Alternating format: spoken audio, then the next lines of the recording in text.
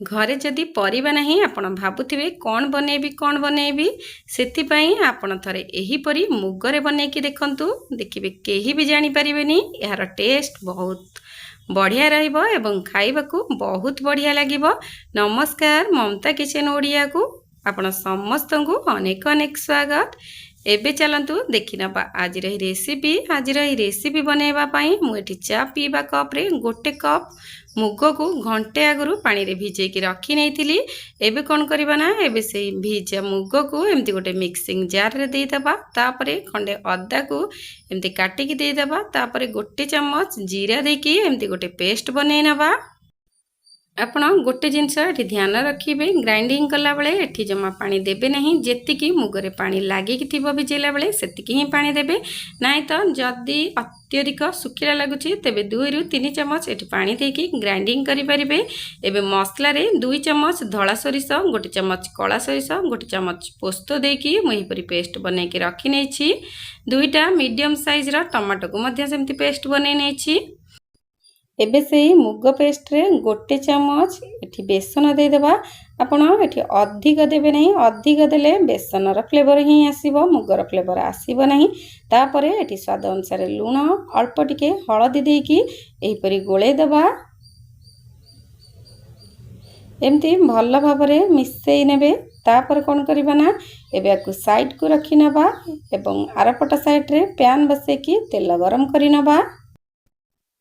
एबे मु तेल गरम करि नै छी। एबे जेहेतु तेल गरम हे आसलानी एबे कोन करबा ना एबे से बैटर को एमती चम्मच सहायता रे नै की टिके टिके एमती तेल रे दे दबा एवं गोल्डन ब्राउन कलर हैला पर्यंत एमती एपट सपट करके भाजी नबा।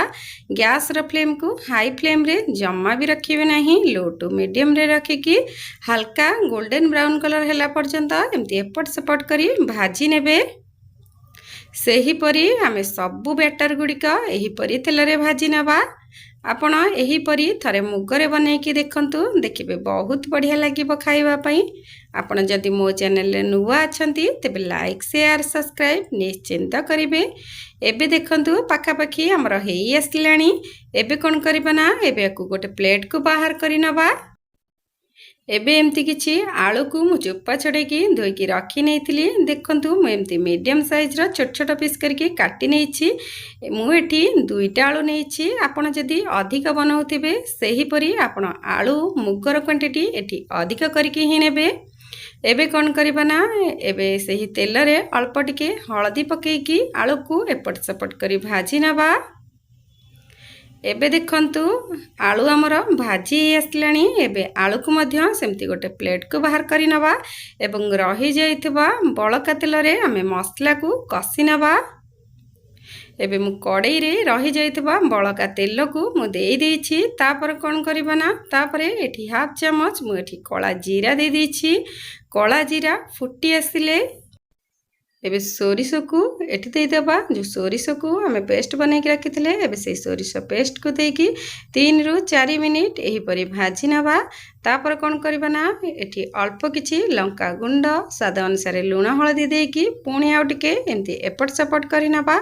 तापरे जो टमाटो को पेस्ट बनै के रखिथिले एबे से टमाटो पेस्ट को दे देबा। मु एठी मीडियम साइज रा 2टा टमाटो को पेस्ट बनै के नै छी। एबे से टमाटो को देकी एही परी आउ टिके एपट सपट करि नबा। तापर कोन करबा ना एठी मु किछि छुई को काटी के दे देउछि। आपण जदि सजना छुई एठी दबा को चाहू नथिबे तेबे एठी देबे नाही जेहेतु मु एठी टिके सजना छुई देछि खाइबा को भल लागिबो सेथि पई मु एठी किछि सजना छुई ऐड करि नै छी। आपण जदि न चाहूथिबे दबा पई तेबे याको स्किप करि परिबे। एबे सजना छुई को देकी आउ टिके एपट सेपट करि नबा। तापरे जो आलू को भाजी की रखिथिले एबे से आलू को देकी आउ पुणी सेमती टिके भाजी नबा।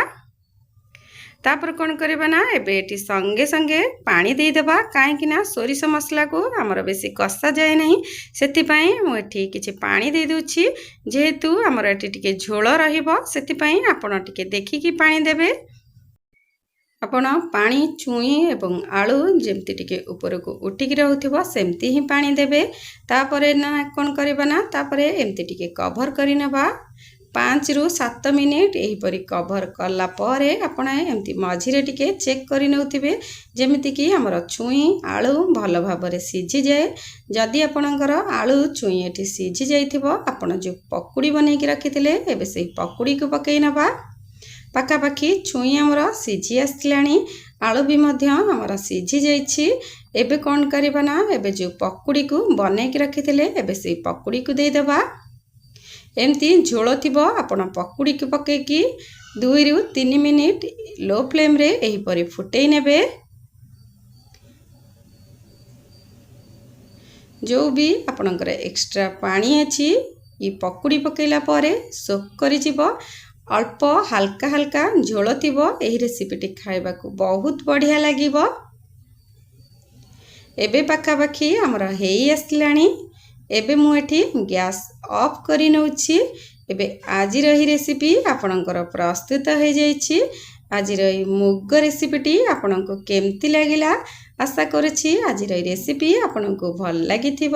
ଯଦି ମୋର ଏହି ରେସିପି ଆପଣଙ୍କୁ ଭଲ ଲାଗିଛି ତେବେ ଲାଇକ୍ ସେୟାର ସବସ୍କ୍ରାଇବ୍ ନିଶ୍ଚିନ୍ତ କରିବେ। ଆଜି ପାଇଁ ଏତିକି। ମୁଁ ଆଉ ଗୋଟିଏ ରେସିପି ନେଇକି ଆସିବି। ନମସ୍କାର।